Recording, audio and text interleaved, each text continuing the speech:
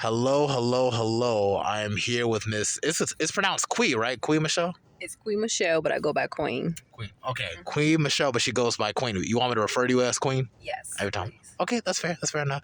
Well, I'm Tosi, and this is the Mental Threads Podcast, episode 95, and stuff of that nature. We are in front of a Starbucks, I think, on Indian Trail, basically. Yeah, pretty much, yeah. Yeah, we had met back at Reds 28. You were one of the people that were performing, correct? Mm-hmm. That is correct. Yep. Yeah. That's correct. Yeah, dude, that was a whole vibe for me and everything because it's like I go to an HBCU and it's just like I'm not too connected with Charlotte like that and everything. Like at this stage of my life, I'm trying to do it and step out there a little bit more and everything. Because I'm naturally an extrovert, but like over time, you kind of start to lose those elements. Messing with certain people, you try to be selective and everything. So it's just like to kind of be in that space where it's just like you see people from all walks of life, just kind of like to stand up for the whole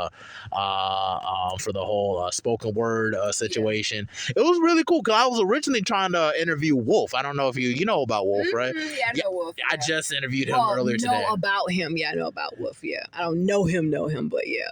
He's a cool dude. He's a cool cat. Yeah, I interviewed him earlier today. I was supposed to interview him that time, but it was he was coming really, really late. I'm just like, well, hold up, they're having a poetry slam here? Okay, cool, nice. And I heard all these other people. He's on rapper time. He's on rapper time. That's a good way of putting it, man. Dude's busy and everything. Dude's on top of his stuff. I had him on like earlier today and everything. So like you're the third interview today and you're like the fourth interview I've done in like a while. Wow. And everything. So I'm really trying to get back on this. So trying to hit that 100 mark and trying to hit the 150. So it's like I know that's all that I have like a space I can really like come to like at the Reds on Wednesdays to find more people to interview and everything. At least it just keeps on going from there. So it's like, I really do appreciate you for hopping on also, Thank you. Miss Qween. I appreciate you. I do. I appreciate you. Yeah. Yes, most definitely. And to go into detail and everything on what dragged you into like, wanting to express yourself through poetry and that situation, like what really led you in that direction? Poetry? I've been writing poetry since I was probably 9. Didn't really have a childhood, so my way of connecting to just something to get it out opposed to keeping it in was through poetry. So I will always write. I mean, that was pretty much all I could do was write and draw. And so those are my two outlets. Writing and drawing. So that's how I kind of got into it. And then I realized later on, like my biological father, he's also, he writes poetry, so, and he has a poetic soul and I do too. So like sometimes I'll speak to somebody, I'm like, don't even realize I'm saying something poetic. I'm like, oh, this sounds so freaking poetic, but it's just natural. So yeah. Okay, yeah, no, that's really, really cool, man. That's like, it's kind of in your blood to a certain degree and everything. Pretty so it's just like, so like you start noticing different types of patterns and everything, it's just, like for like, that's why I spoke earlier before we hopped on and everything. I'm Liberian and everything. So it's just like, my tribal folk are really like, they're known for being like highly like I don't want to say highly intelligent, like they're smarter than all the other people, but they're very, very intelligent in how they speak and how they connect with other things like from music and stuff of that nature. So it's like even my grandfather, when he came to the States, he used to DJ a lot and he was like very, very social when he was out there. So it's just like for things of this matter, for me to like connect with music as deep as I can, like through poetry and stuff, and just kind of like you kind of see the patterns over a while. So it's just one of those connections, like those patterns that you see from your ancestors and stuff of that nature. I know you have a very deep interest in African type cultures and stuff. And then as from the face paint, she's literally right now having face paint right now. I think that's the dopest thing, like literally, because I be thinking like we need to have like more face paint. Like, what's wrong? I know, right? I think we need to embrace it a little bit more because it's so taboo. And when people and honestly, like when I go out and I am in like just like this with nothing on, I get more compliments than anything else. The one girl thought I was a princess and another little girl gave me a hug and I'm like, oh my gosh, where's all this love coming from? And she's like, you're so pretty. I'm like, oh, thank you so much, but I'm just embodying my essence. I'm embodying my goddess energy and that's it. And I'm also honoring my ancestors when I do it too. So, That's many ways you can do something. You're doing it. You look Yeah. very beautiful. I saw it, like, oh wow, is that her? I'm like, dude, that's great. Because I did the whole face painting situation for my graduation photos too. Right. Because you only do your graduation for college photos only once. Yeah. So it's like you definitely want to like do so, try to honor the ancestors that way. Exactly. And everything. And when you try to put those photos in the photo album, you want to like your people, oh, that's what Grandpa used to look like for his graduation. Yeah. He must have been cool. Yeah. And stuff of that nature. But it's just stuff like that. I feel like that's what it should be like. Maybe through like, if it was up to me, like Black History Month especially, I would put face paint on like every day. Yeah. I think that's what I'm gonna shoot for like this. That's gonna be my thing. I don't care what nobody says. Exactly. I mean, I put it on as often as I feel, spirit led or whatever. Like I just got up, I put some clothes on. I was like, okay. If it dropped off, I was like, I'm gonna put it on. I mean, I'm spirit led, so spirit led me to put it on. I just put it on. So. That's very inspirational for real. Like, it's just like, what's really stopping us from doing stuff like that? I mean, it's not like it's out of bounds from our culture. I mean, you see Indian folk have the red dot on their forehead and everyone's just cool with this. So like, how would that be like still out of bounds, I think it's a taboo. A lot of people associate this or equate the way you dress with juju or voodoo or voodoo or, all those ifa, different things, that they're unaware of because they're so cultivated to think only of what the European has given us and not think outside of that book that is just pretty much a bunch of chapters, stories from different people. Not saying that the stories are not validated, but that's not a book to just, it's more so like a guidance tool. Yeah. You know what I'm saying? But some people don't understand that. And I think in the words of Reverend Ike, he didn't speak on a level of what do we call it? Theology. Yeah, He spoke more on of a level of, like he said, this is a tool to guide you. He broke it down to people, and he talked about the law of manifestation and different things, and not from a God perspective. He's like, you are God. This is telling you that you are God, but also understand that there are things have been taken out. And so I think that when you have us melanated people who only see one particular way and think that's the way, it's like, have you done your research? Have you dug deep enough to understand or overstand that, this is a suppression. This is not you. This is not your dialect. This is not who you are, what it says. When you read certain things and they talk about, hair like wool and brass feet, you know what I'm saying, and copper skin. When I was in church, that was not what was on the wall. And I'm looking for that. I'm looking like, where's the representation? And it wasn't there. So I kind of just kept digging. I was like, this ain't it. This is no, so, and a lot of people associate that, so it's like a lot of them are kind of like boxed in that they're still in the matrix. I'm going to say they're still in the matrix and they want to come out, but they're scared to come out because there's like, they don't want to know the unknown, because knowing the unknown is scary, and it really is, but it's also liberating too. It is very liberating in that case, and it's just like, keep in mind, like I said earlier, like I'm Liberian. It's just like, you think about it, like we're like, our own parents didn't even teach us the language. Such a beautiful language is getting like outsourced, and it's just like, that's one of my biggest regrets. And it's cool that my uncle has a book that has our original dialect, though we can be able to look back on it. So one day, once I really get the time to really get that copy from it, or maybe find a way to get more copies of it, I'm definitely going to study it as much as I can. Exactly. Because it's just like, it's just to think like, I don't even think in my language. Like, you understand like how crazy, how torn apart you can't even think and process things in your own thoughts aren't even processed in your own language. We speak in the language of the Anglo-Saxons in Europe. That's when you think about like how crazy that is, how much you dominate a group of people to the point where it's like that's the norm, or like it just seems like, oh, like the language is just, it's like it's unnecessary. It is very, very necessary. It is very necessary. That's one of the main things things on my bucket list is I always write it. I script manifest it too that I can be able to read and at least speak to some extent like my language. Like Exactly. before I pass, before I put in that dirt, please let me speak my own language because that's Exactly. weird and everything when you realize Being around it will help. Being around it will help most definitely, and having people who speak that language too. You know, because as we spoke earlier, you know, like just doing DNA testing, I already knew anyway, but I was, I'm Nigerian. You know, I'm mostly Nigerian, but I'm also Zulu and Congolese. Oh my gosh, it was like a few different other ones. It was a bunch of white stuff, and I was like, I'm black, black, black, black, black, black, black. I'm not worried about those little teeny tights of droplets of white. I'm black, black, black, black, black. You know, Bantu. You know, Osha, you know what I'm saying? Yosha, yeah. Tosa, like with the same language that Black Panther was speaking. That's wonderful. Yeah, That's great. and it was pretty cool to find that out, and also Bali, and so I was like, oh man, all that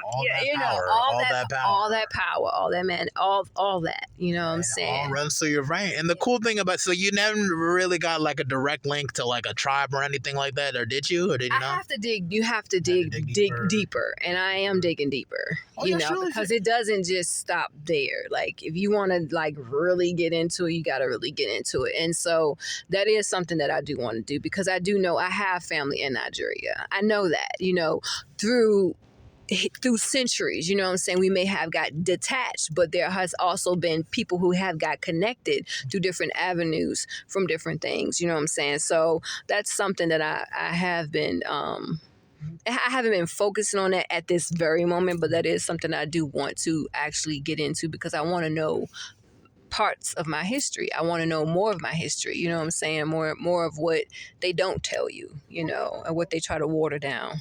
At least you know enough. Like definitely like connect. Like, okay, I'm a Nigerian. I have Mali. I'm this.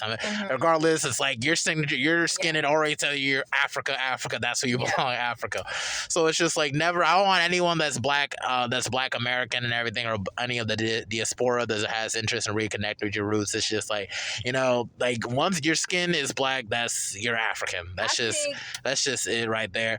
Whether if you want to accept it as it is, that's just the truth of the matter. Exactly. And it's in your blood. It's who you are. So it's just like always reconnect with that to a basis. Every time like I step in, like Pop's Africa store and everything on Central, right? You're pretty. Not really too familiar. Oh, really? You haven't been to Pops? Okay, definitely. If you ever pass by Central Avenue, there's an African store called Pops and everything. You just pull up in there. Ain't nothing but mass, statuettes, everything. It's like they could be necklaces. Step in there, bro. It's always refreshing. I need to actually pull up on him actually, because he made me a necklace with a crocodile tooth in it, but I'd been lost some years ago. But I definitely want to connect with him and everything, because he did put some blessings on me, because I was going through a hard time in community college. I feel like I don't know if that helped set me on the trajectory to go to the HBCU and graduate cum laude or whatever. But it's like, but at the same time, thank you very much. But at the same time, spirituality and everything, getting in touch with nature, getting in touch with your ancestors, it all starts with looking inward, and it's all a healing experience, and it's definitely nothing you should really sleep on. And it is true, and it's also understanding that even though you are African is not necessarily Africa, because before you are African, you are more. You know what I'm saying? We are more. MOO. You know what I'm saying? We're Moors. And if you understand what a Moor is, you know that it reigns in your blood. So no matter what part of Africa you from, you know that you're Moor. You know that, I love the word Moor, because it's like, I'm a Moor. Yeah. But more means I'm also that much more. You know what I'm saying? I'm so much more. You know what I'm saying? So it's like, we can define ourselves into continents and everything like that. But like I said, I take it down all the way down to the ancient Egypt, to Comedics. So I'm like, okay, I'm a more before anything. You know what I'm saying? So I worship the way they worship, you know what I'm saying? But I also incorporate your religion, you know what I'm saying? I also incorporate Ifa, I incorporate African spirituality, I incorporate, my ancestors. That's one thing I incorporate 100% is ancestor. And I don't do anything without being spirit led. Yeah. You know, so You always try to push that as some type of sorcery to really reconnect with your ancestor, and that's BS. Yeah. And everything. Like seriously, it's just like literally, it's because of like they live through us and everything. So it's just like for us to really reconnect with them, it's very much so. It's not anything unholy or anything. Exactly. If anything, that's a good thing because it's just like that's the stuff that actually guides you within this life. They can call out to you and things of that nature. You know, my grandfather had just passed back in May of this year, which was tough. It came out of nowhere, but every time we just got a headstone and everything from him just recently, and every time I come back, I try to visit because like that's the only way I can really reconnect with him. Like I know he can't talk and the way we talk and everything, but I feel like he's listening. And you know that's it's just true stuff. You know? And I mean I have an altar, so you know. Yeah, I was just about to ask about that. Yeah, I have an ancestor altar, so I don't have to visit an actual site, but I have pictures. And I will say that you know when I ask for stuff, I am given it. You know, if I ask a question, it is answered. I cry to them, I talk to them, and a lot of times they come to me in my dreams. Or you can like see the orbs and stuff like that. And I'm like, okay, all right, it's gonna be all right, you know what I'm saying? So I have to remind myself that like, yeah, physically I'm looking around, I'm alone, but technically I'm not alone because, you know, I'm backed by ancestors, by ancestors, by ancestors, by ancestors, by ancestors, by ancestors. You know what I'm saying? So it's the knowledge is very deep and is deeply rooted, you know. And so it's like I know what I stand on, and I know that I'm on their shoulders, and because I'm on their shoulders and they're on someone else's shoulders before them, then I can only ascend higher. And so that's just how I see it, you know. I don't care what anybody else thinks or believe or feel about it. I know me. I know myself. So therefore, I'm going to go this way. You can continue to go that way, but I know it works for me. Now, if you want some advice, I'll give you some advice. If you don't want to take it, then hey, that's up to you. But I'm not going to give you something and you're not really going to utilize it. You know what I'm saying? So that's just kind of how I pursue. Yeah, and there's nothing wrong connecting with your ancestors because your ancestors' likeness, they live right through you. Like, for instance, like my grandfather on my dad's side and everything was a hunter. He couldn't read and he couldn't write, but he could hunt and everything. So a lot of that transcends to me because to have the spirit of the hunter and everything transcend through you and everything, it's not just about just trying to get things or whatever, trying to like kill things and everything. However, it takes a lot of strategic planning and stuff. You know, it takes a lot of really visualizing what you want to capture and really seeking out to get that. So it's like in a way it kind of transcends through me. Like anything I want to get, I had to seek out and get that. You know, it's just like a degree. I was focused on getting that degree and trying to get that. I wasn't gonna be like nobody dropping out of college and all. Like no, like I'm one of the few people in my family that actually graduated from college. You know, like that's a big feat, especially when 2 generations ago, like my grandfather couldn't even read or write. You know, that's a testament to progression. And it's just like, you know, that's so every time I have that mindset, anything I seek out for, I can capture it if I put my mind to it. And even like the one of my grand uncle on my father's side that was like I was named after, a middle name is Dolake, which means one can't make it on by himself and everything. So it's just you know, my grand uncle Dolake can literally, he could build anything, like any type of house, just from literally visualizing, he would just build it. So it's like I have the energy of the hunter and the builder that run through me. And even like, you know, like with other people like the rebels and stuff of that nature, they all run through me and they transcend into my character and aspects. And so that's how I live into my lifetime now and everything. That's what's going to like determine where I'm at in my future also. It all calls back to the past. You know, people forget to understand that.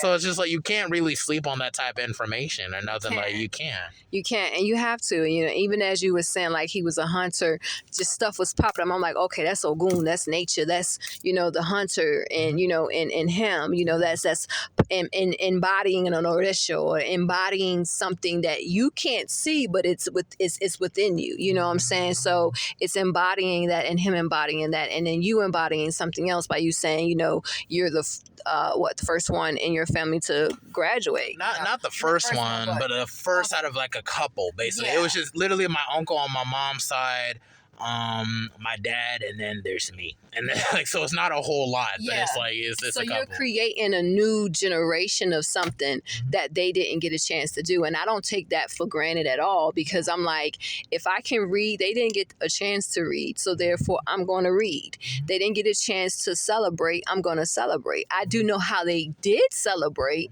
You know what I'm saying? They didn't speak the same language, but what they did speak was, and how they connected was through spirit and through music. And music connects. So a lot of times, even during those times of slavery, and they were worshiping, and they were like, oh, it's the Holy Ghost. It's like, they're really worshiping. They didn't understand that. And Black church, the way how they be like worshiping a black church with the Yeah. falling out and everything, there's nothing Christian about that.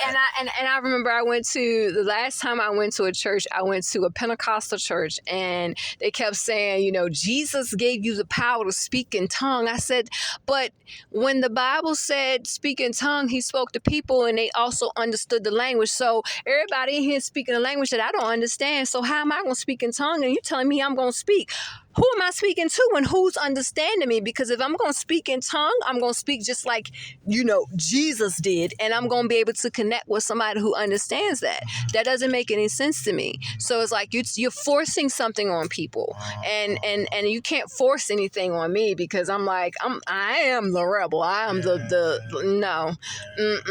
And it was, eventually even the pastor gave up. He just walked away angry. She was like, maybe next time. I said, it's not going to be no next time, because this is it. Like, And I like church though, because it's like at the same time, like, but the way how they bastardized Christianity, because it started off like with Jesus being named Isa. That's not even his real name. It's Isa, not Jesus. The vowel J didn't even exist back then, for them to be called Jesus and everything around that time. But people ain't ready for those conversations just yet and everything. But it just goes deeper and deeper for stuff like that. Like some people just aren't ready for that and stuff. They just change so many things, and you don't know what parts of that Bible that they're taking stuff out just to put there just to control others and everything. And just people, it's just like that. That's why it's like I always held things with just kind of like a sense of just like, okay, yeah, maybe that could be right, but then also maybe not. Like I always considered the following, but I never really put things as point fact until like I see certain matters. So, I think.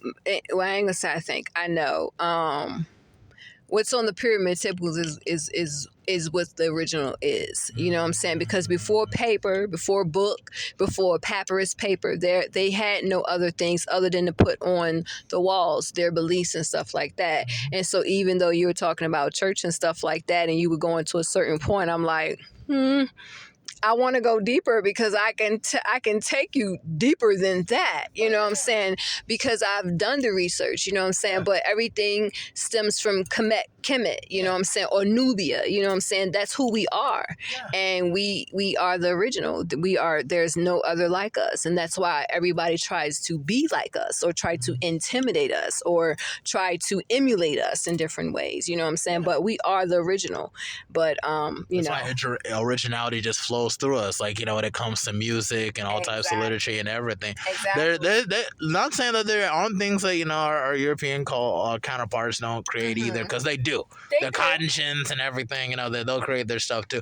They stole some stuff, but we're not going. In the cotton gin, they stole whiskey, they stole. We're not gonna get into all that, because I can go on for days. Just but so many things, man. But so many things, especially with the Bible and everything. The whole story of Gilgamesh. They literally took a whole lot of things from Gilgamesh, like him being on the boat. That was literally like they read Gilgamesh for Noah and everything. That's crazy. Like it's like what? So this thing came older. So then what really happened, really?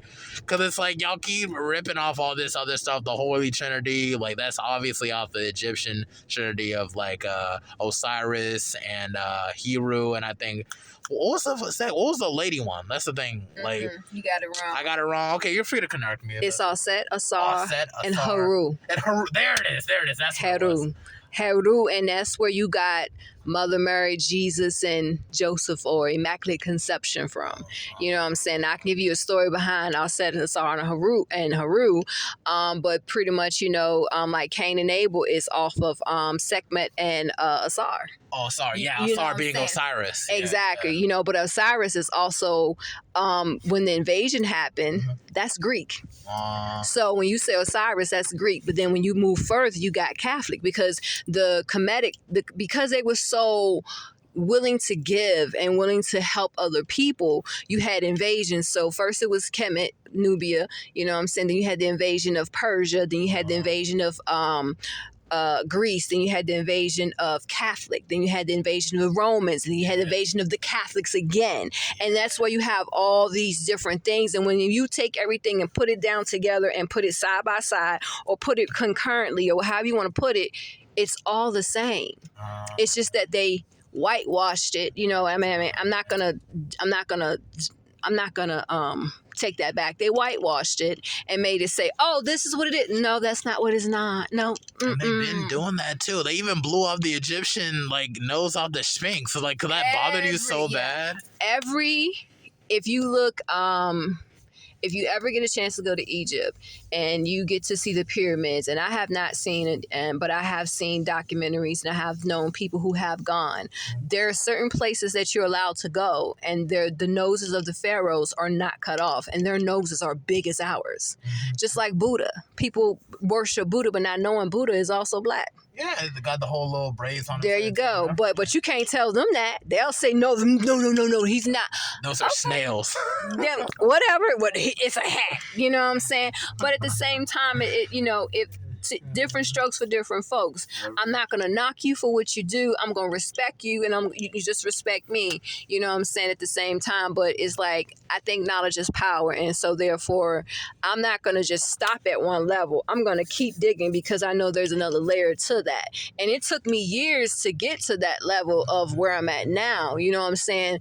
To know I can pretty much tell you a lot of stuff that I've known, you know what I'm saying? The Book of the Dead, and how the Bible got rewritten, and they say King James version. Oh, it's a big thing. Okay, how many versions of a story do you need before it's like, okay, there must be some elements of cap somewhere? Yeah, it's just you don't need that many versions. It's only one version is the truth, and that's it. You know what I'm saying? And a lot of people don't want to hear the truth, so they'd rather read a lie, live a lie, opposed to actually dig into the truth, because again, the truth does hurt sometimes, you know what I'm saying? Or sometimes the truth is uncomfortable, and a lot of people don't want to hear the truth or honesty. And that's the biggest thing, especially within our culture now, because so many are so encapsulated in, religion or whatever, you know what I'm saying? But I also love the fact that there are a lot who are starting to say, I'm not connecting with this. They're kind of coming out of the matrix, or starting to learn how to come out of the matrix, or how to step out the box, and how to come out the comfort zone and become one with themselves first. You know what I'm saying? And it all comes from being uncomfortable with bondage and everything. Exactly. Once you start getting uncomfortable with the chains, it's like, why are things the way that they are? Yeah. Why do I gotta follow by these guidelines and everything? It's just as a child, I realized that it's just no matter where, I just never fit in when it came to the Catholic school, the predominantly white Valentine Plantation School, or the schools are more predominantly white in Matthews. It's just it seems like those areas were the areas I always had conflict in, or I always had issues with the teachers and everything. Always pulled me out of class over something dumb and everything. It's one more they I'm an intelligent kid. Why does it seem like I always get caught up with this nonsense? And then I stepped into an HBCU and everything made sense. A lot of my teachers look like me. A lot of my classmates look like me and everything. Nobody was competing against each other. Exactly. Nobody was trying to spread rumors on each other. There's 8,000 people. Who would focus on one person? Exactly. And everything. People were just focused on living their own lives and everything. You may have a disagreement. You may not mess with somebody and everything, but nobody everyone was clapping for everybody. Exactly. Your success wasn't seen as a threat. Exactly. And it's just like, this is the healing everybody needs. And it's crazy because there's people out there that give up on school. Intelligent people that just say, maybe school isn't for me. And I always say, like, just try an HBCU just to see how you like it. But school may not be for everybody. School is not for everybody. Just like I saw heard somebody earlier today say, don't sleep on her because she decides she doesn't want to be an entrepreneur. She would rather work for somebody else. That if that's her choice, that's her choice. But don't degrade her because that's her choice. If that's what you want to do and you want to be an entrepreneur and you want to pursue that, then do that. But don't degrade somebody else for doing something else that you're not doing, or feel like, oh, you could be working for yourself and doing it. But if that's not their calling, she may have another calling, and that might just be her stepping stool to get to the next level. And it may not be entrepreneurship. It may be something else, you know what I'm saying? But not everybody is an entrepreneur. Not everybody is meant to be that.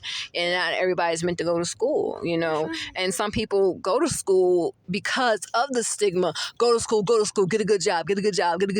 And they go to school and they hate it. I'm one of those people. I'm a nurse by trade, but I'm not passionate about it at all. That's okay. And I'm not ashamed to say it. Nothing to be ashamed of, ain't nothing. But the reason why I stress HBCU so bad is just because, it's just a reflection of what all the issues, in the society. That's where I feel like I got all my answers from. So it really calls back to places like Black Wall Street, things like that nature. Places like Atlanta, predominantly Black, city. Although a lot of it can be written with crime, a lot of that is a lot of that's reflected on the inner issues that we had to deal with. Exactly. But when it comes to when it's just nothing but positivity at a HBCU, when everyone has a purpose, when everyone has a goal, when everyone tries to help another, I never felt so much a part of a sphere until I went there and everything. Yeah. Everybody had tests or quiz coming up. We set up a study group. Everyone had a poetry jam where you show up. Yeah. You want to go to a party, it's up to you. You want to take a break, no one's holding it against you. Yeah. You have groups, you can go to fraternities if you want to. You can go to the Men's Achievement Center. You can go here. There's a place for everybody. You're a gamer type of cat, you're going to find many gamer friends. You're anime, you're going to find many friends. Exactly. You like this, that. Everyone is represented, and it's just it's no pressure. Exactly. Just do whatever you want, and that's what it just is. Just be sure to have a purpose, and that's what I really, really loved about it. That's why I couldn't. It's not when I think about it, it's I can't really believe I graduated out of college at the top of my class, and it's I had people that believed in me and everything. Could you imagine? I went from being kicked out of class, saying I was a waste of time, and then now it's the dean of the business school looks up to me. They'll actually put me on the dean advisory board. Says I'm gonna graduate at the top of my class, and I actually did that. Yeah, it's that's power. That's power. Miraculous. Yeah. But is it really though? It was always instilled in me. I just needed an environment. It's always been in you. It just had to be brought out in you. And if you're not surrounded by it, I didn't this is a first. I'm not gonna say this is the first time me living in a multicultural environment, because I was in California, I lived in Maryland, I lived in Florida. Love Maryland. I don't. I'm originally from Virginia, so I've always been around multicultural, people. But I think most of the culture that I know or that I can rock with is the culture in California, because it's different. It's more so embraced, but different in different areas and different environments. I didn't have that. You know what I'm saying? So I didn't have to deal with, I was a little bad kid, just a bully. But other than that, I didn't have to deal with, being picked on, and I have to deal with the teachers saying anything. If anything, I had a lot of white teachers trying to help me, you know what I'm saying? Because they saw something in me that I didn't see in myself. You know what I'm saying? So it was the opposite. And it was the same thing with the black teachers too. They saw a whole lot more of me than the white teachers did. The white teachers saw me at a certain point. The black teachers saw my excellence, you know what I'm saying? They saw my superiority, and they made sure they always instilled that in me. And they weren't feared by it. That's the thing. That's one thing. It's and it's just that's one thing I noticed when I was in school and everything. It always felt every time a white teacher tried to tell me off or something, it felt like an accomplishment to them. And it was weird. I remember one time, it's one of my teachers put on the movie Philadelphia and everything, and I didn't even know there was a movie Denzel Washington and Tom Hanks in, because I messed with both of them as actors. I'm oh, what? They're both in the same same movie. Cool. I want to see that. When I was coming in late, I carpool. It's Yeah. not. None of that's my fault. We had to go to the front office and get our slip, whatever. We're there in that line forever. I'm just like, it's fine. He'll probably understand. Right. Why he take me out of class and try to run a lecture on me, thinking I was trying to cut class. He was starting to like write me up for like trying to skip class. Why would I skip class for a movie? It's like 16 minutes. Like, why are you trying to like have this issue? Hey, just be like, why are you late? It's like, oh, my carpool is late. Okay, cool, that's fine. That's it. Why you gotta overcomplicate it to have an issue? Like it's just like they look, and a lot of them look for issues. A lot of them look for stuff. What I can say is, because I've lived in so many different areas, is that a lot of them are only know what they know. They only know what they see on TV. They only know what they're taught. You know what I'm saying? I mean, my daughter, during the pandemic, her school, we was in a predominantly white and Hispanic area, but they talked about the Civil War the whole school year, and I had to tell the teacher, hello, there were more than just white people during the Civil War, you know what I'm saying? And I had ruffled her feathers. I said, you don't have white kids, you're sending these kids out into the world thinking that this is just what it is when there's more to it. You got Ida B. Wells. Well, I didn't tell her Ida B. Wells because I want her to do her own research. And the next day she incorporated, she was like, well, I have a lesson plan. I have a brother and I have a sister-in-law who are both teachers. They're educators, you know what I'm saying? So they, and I used to teach cosmetology, so I know you even though you have a lesson plan, you can still incorporate certain things from the outside world to make it more so it can connectable to your students. More grounded. Exactly. You know what I'm saying? So give them something that they can really grasp to. And what happened was phenomenal. She got more questions and more interaction and engagement just from introducing something different, because they were like, well, what about this? And what about that? And what about, you know what I'm saying? And I was just like, that's phenomenal. Keep it up. You know what I'm saying? Whether she did or she didn't, I don't know. That's not my problem. But me, I teach mine. Like I told her, like you was talking about the Black Wall Street. You got the Tulsa Massacre. Yes. You got the Move project, which happened in Philadelphia, where they bombed a whole city, a whole block, just to get the move. It was called the Move movement, the Move movement. And because they wanted to extract them out of a house, they pretty much bombed the whole block just to get those people out. And then some of those bodies were never recovered, but then only recently it became the light that some of the bodies were recovered. They were actually in a museum, or they were in a school, and they were utilizing these skulls and these bones from this site here. You know what I'm saying? But there's a lot of knowledge out there that a lot of people do not know and do not understand. It's more than just the 60s, with the MLK and Malik Al-Shabazz, aka Malcolm X. You know what I'm saying? It's more to it than that. It's more than Tupac Shakur. It's more than Assata Shakur. It's a lot of depth that they don't teach you. You know what I'm saying? And you have to really dig for yourself. You have to really educate yourself. And I had to educate my child, because the school system is not going to do it. And I'm not going to rely on the school system to teach my child Black education. Definitely not. You definitely got to stay up on it, because they need to be well versed in like who they are, what we're capable of, and just the type of stuff that we had to deal with from generation to generation. It's just like when you realize like ignorance, they try to put you in a circle of ignorance to become like more of a victim of this system. And the more you know knowledge of self, you become a survivor instead of a victim. And that's why I take more power in survivor than a victim. It's like, no, I choose to survive. I don't choose to be victimized by this system. Yeah, I'm gonna go through it. Yeah, you're gonna trip every now and then, but you're gonna make it through as long as you have a peace of mind that you'll get through it, as long as you're more self-aware about what's up with us. And it's just I didn't even know about the whole Philadelphia situation that you just spoke of. Rather even told like, man, it's just free real estate of cruelty. Just look up the Move project and you'll see, and it will tell you all about it. And even to this day, even though they rebuild the houses, they rebuild them houses in less than 30 days, and they haven't been the same. But if you think about the governor giving the okay to bomb a whole block just to extract 10 to 15 people, including children, from out of a house, and they won't even a threat.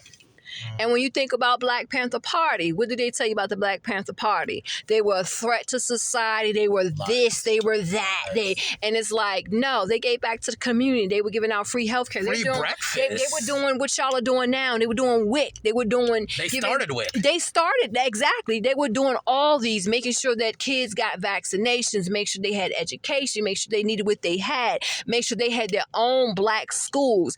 And it's like when you look at history and you look at, you know, people as Moors or as Africans in itself, is like, we are a threat to you because of what we can do, because of our power. And not to say that we are better than anybody else, but I'm going to say I am, because I'm a goddess. I know where I come from. Yes. But at the same time, it's like, okay, you don't have to feel threatened by me. If anything, you can stand by me, because we're more together than we are separate. Yes. And we can mean a whole lot of different things. But if you're not willing to see me as your equal, or to see me as anything else other than a threat, then I'm going to always be a threat to you. But it started when they removed the woman from the man, which started once you had the invasions, you know, down in what now they call Egypt now, but back then it was Kemet and Nubia. Once they removed the, who was it? It was either the Persians or the it was Greece. Yeah. The Greece felt like that the women didn't need power. So they slowly start removing her role from this, you know what I'm saying, and putting her towards the back.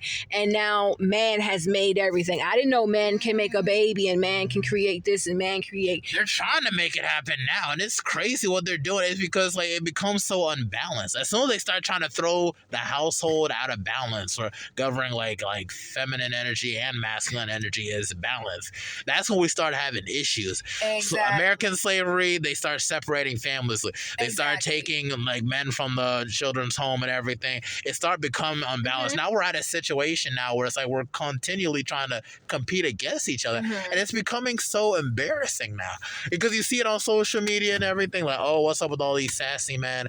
Oh, what's up with all these women that don't listen or don't want to be. But, you know, it's just like, but it's like at the same time, we need to really break the root of the problem. Why do we act the way that we act? Because it didn't happen overnight. It didn't. But at the same time, too, you can be masculine and embody feminine energy, and you can be a female and embody masculine energy. But the only way to do that, if you're a female who embodies masculine energy, then you need a counterpart. She can be male. It can be a male. It could be a female. But if the female, like for myself, you know, I'm a female and I embody feminine energy. So therefore, if I'm attracted to women, then therefore my partner has to embody masculine energy, so we can have that balance. You know what I'm saying? We weren't here to be man and woman together. No, we were here to procreate. That's what it is. That's what the Ankh symbol means, procreation. That's it. Men had multiple wives. Women had multiple husbands. They didn't have sex with them though. But they don't tell you these things. They make you, they put these things on you and make you think you're a concubine. No.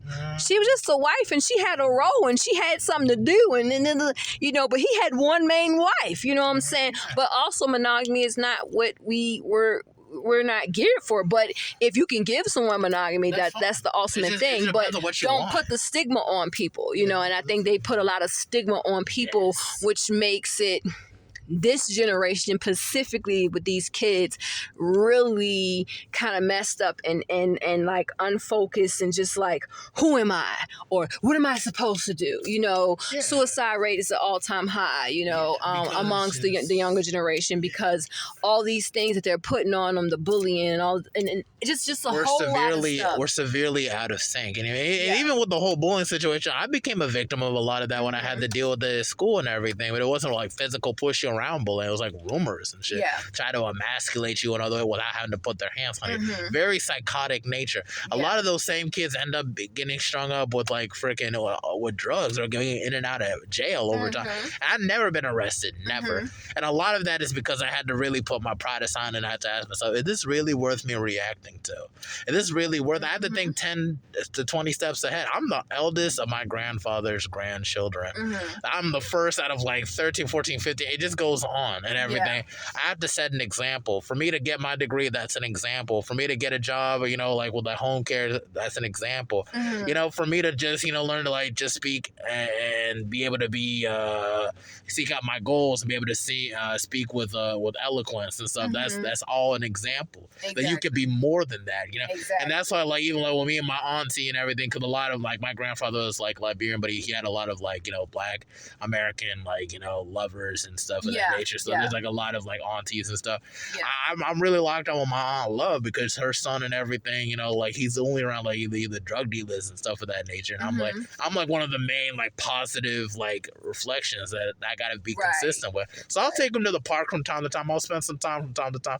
And I don't mind it because, you know, that's a service. But it's not a service in the sense that, you know, like, I'm doing the service. Like, no, it's a pleasure too, because it's at the same token, I spend time with him at this stage. Is like, you know, how that's going to translate when he gets older.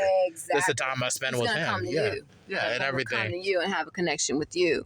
You know what I'm saying? And he may not connect with nobody else. They may not connect with nobody else, but they know they can connect with you. And so they're going to pick up that phone and connect with you. And I think that's what this generation needs. Some of, especially like the millennials and the generation before us, need to understand that children should not have to chase adults. That is not how it works. A child should not have to chase for the love and affection of an elder. It's your job to teach the child, because how else is the child going to know? Because if the child only knows chasing, guess what they're going to do when they get older? They're going to think that everything they go for, they're going to have to chase. I'm one of those people. I felt like I had to chase the love of this and the love of my mom, my dad, my sister, this and that, you know, and so I grew up thinking that a chase was good because that was what I knew. But then when I realized, wait a minute, chasing no daggone body. You know what I'm saying? Work on yourself. Exactly. Work on yourself and become the best. That's all I'm focused on. I go to the gym. I'm trying to hit the gym 15 times this month before the end of this month, before I really start working with the trainer. I'm trying to work on myself. Read. I got a book. The main book I'm trying to read by the end of this month is The 4 Agreements. After that is more. I have that book. I love that book.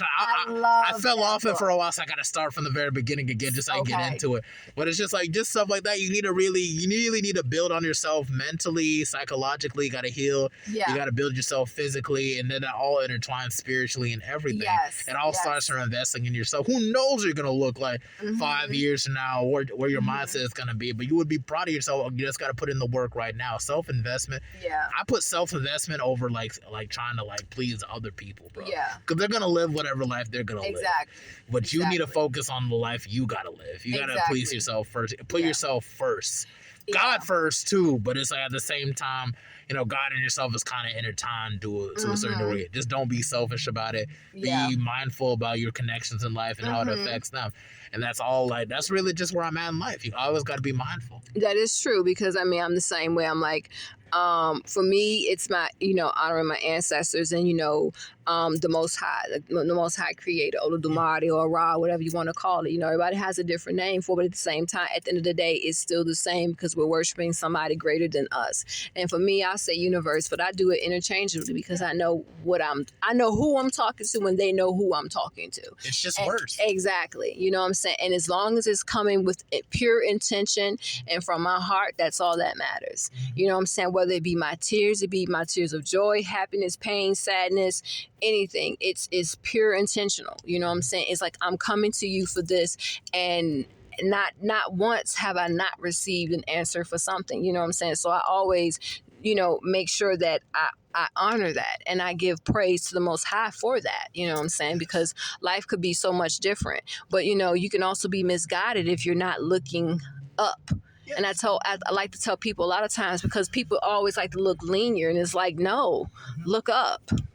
If you're just looking this way, guess what? You can do a whole about face and you're going to see the same thing. But if you look up, you're going to just see different things. Why? The clouds change. You got the rain. You got the sun. The sun might be in 30 degrees here, but then later it's going to be 40 degrees here. It's constantly changing. So look where there is change. Change is not right here. Change is up there. So look up. That's my favorite thing I always tell people when they're going through something. Look up. And I tell myself that too. Look up. I be like, just look up. up. Just look up. Look up and look beyond your circumstances. What you're in right now is just a physical manifestation of something else, but look beyond that circumstance, because eventually you're going to be beyond that circumstance. I'm living proof of that. Yeah, man. You know, so look up and look beyond your circumstances. Yeah, and everything is temporary. Even life itself is temporary. You're pretty much dead for the rest of your life, but who knows? Maybe your energy might really manifest or be reintroduced as something entirely different, whether it be an animal or an object or whatever. Yeah. And then it's just like, but at the same token, it's just like, we're all connected to that degree also. And it's just like there's so many different dimensions of how to look at what God is or whatever, whether if maybe we all die and our energy is all collected all together into one consciousness, and that's what God is. Or maybe it just goes on, we are just reincarnated over and over again. Or maybe there's just truth in about everything, I mean, and just leave it at that. Why do you think we feel shame and guilt when we do bad onto others and exactly everything? And I think God consciousness come from within anyway, you know what I'm saying? Because I mean, a lot of things that we do and a lot of things that we say comes from us, you know what I'm saying? And it's all about how you feel about it. And, whether your faith can be strong in anything, you know what I'm saying? But you also have to understand that if you are a creation of something greater than you, then you are that. Yeah. Pretty much. No, seriously. You know what I'm saying? Because if you are made in the image or the likeness of that, you know what I'm saying, then you are God, or you are goddess. So therefore you embody that. So know that and know your power. You know what I'm saying? So that's why I love listening to my type of inspirational music is much more different than most people. I listen to like Ciroc and Sampa the Great, who's like a dope MC. So is Ciroc, because they're deep. They're deep rappers. They're female rappers, and they keep it real. You have what's the name?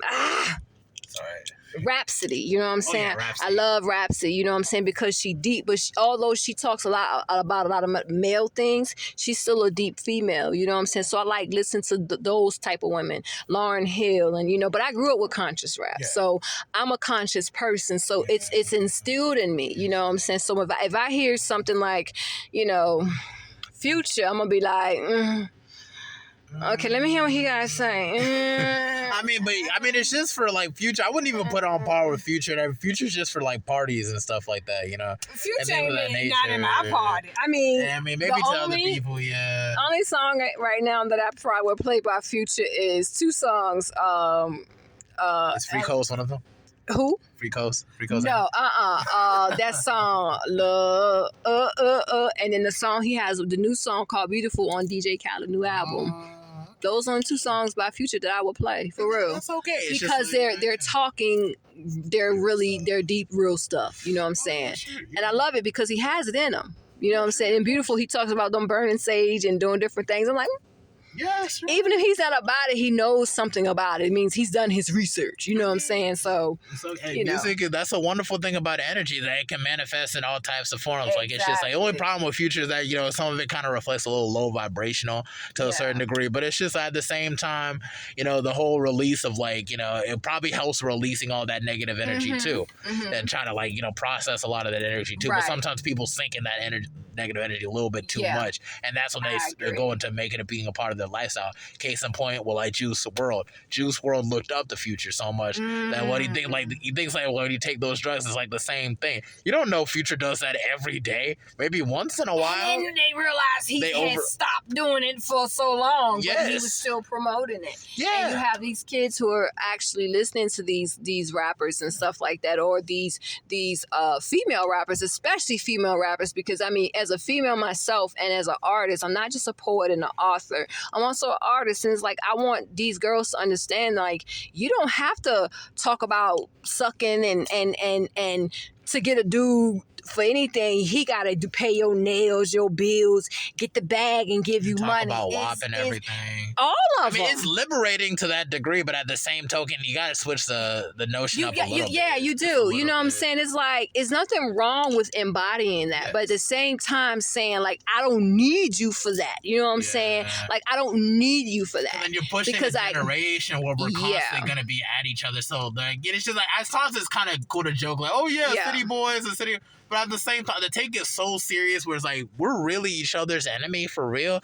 And like Tupac really like prophetizes, like seen this and everything. What's that word? I don't want to say it's not prophetize. It's like foreseen it in the sense of just like, we're gonna have a generation where men is gonna hate the ladies that make the babies, and it's like that's not good. Now we're living in those times where we're literally hating on each other. But he grew up in a Black Panther family. He's from that generation. He's from that culture that instilled those things within him, and he was raised within that culture, and he was raised with the knowledge of self-consciousness, of self-awareness, and whatever. And when he spoke so eloquently, you know what I'm saying? Yes. And like, I mean, a lot of people, I mean, it's just so many things I can say just so positive about him. But him and a lot of empath. Yeah, he was here to bring light, but then he fell off his course. That's what happened. As soon as he got caught up with the media and everything, with the beefing with Notorious B.I.G. and stuff of that nature, which is like, we all know that it was just the media that pushed it, and then trying to profit out from that.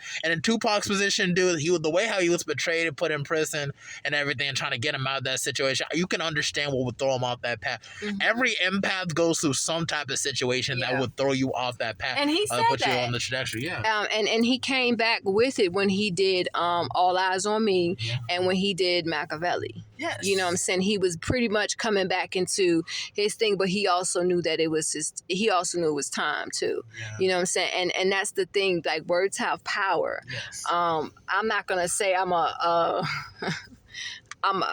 don't think I don't think he's dead. I know he's not dead. You know, I just think he disappeared. It depends on what you consider death. He could be alive in our physical world. In the physical realm, I don't think he is. I think he's alive and well. Mm-hmm. But I do think because of things that have happened since then, he can't come back out. You know what I'm saying? He has to stay in a certain place, and he's going to stay where he's connected to and where all his roots are at, in Cuba.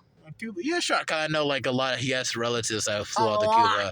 A lot of relatives that flew out to Cuba. So it's like, you know, he's safe and sound where he's at, but regardless and everything. Whether he is or he isn't, you know what I'm saying? Still, he spoke truth. And a lot of artists, I love the fact that now a lot of artists are doing that. They're speaking their truth, whether it's mental health, whether it's dealing with, you know, like Nipsey Hussle. He spoke about one thing I love about Nipsey Hussle. I knew him, but I didn't really like get deep into him. Everybody was like that. A lot afterwards, because I was like, if I knew he was that conscious, bro, I'd have been listening to him way back. I heard a few songs by him, but I was like, okay, cool, you know. You didn't know it, but it was the interview, so like it's just like after he passes, like, wow, this dude was really on his stuff. Yeah, but that's when they start promoting it, which is unfortunate, because I'm like, I like to give people their flowers while they're living, not when they're dead, because you can't enjoy them while they're dead. Yeah, no, seriously. And give them while they're alive. But at the same time, it's kind of like a sacrifice to that degree, because their energy never leaves. It manifests in other people. Tupac's energy manifested through what? Tupac is the reason why I even got into hip hop. Like, before Tupac, I thought hip hop was just just a fun thing. Yeah. And then he started putting that CD Fate literally brought a CD like that my mom had. Dude, she don't even listen to Tupac. She's more of a Biggie Smalls type person. Okay. But it's like she somehow got a hands on that disc 2 of his greatest hits, and I burned all his songs to my first MP3 player, and that's all I would listen to on the bus. Yeah. And now I start writing, and now I'm at that point where I drop some songs too. Yeah. I just finished like my 7th rap book and a rap poetry book. I'm moving on to my 8th and everything. Rap poetry? Yeah, I do poetry. Dope. I do rap poetry and everything. Rap poetry I never heard of, but I'm actually working on something right now, and it's kind of dope you said that, because I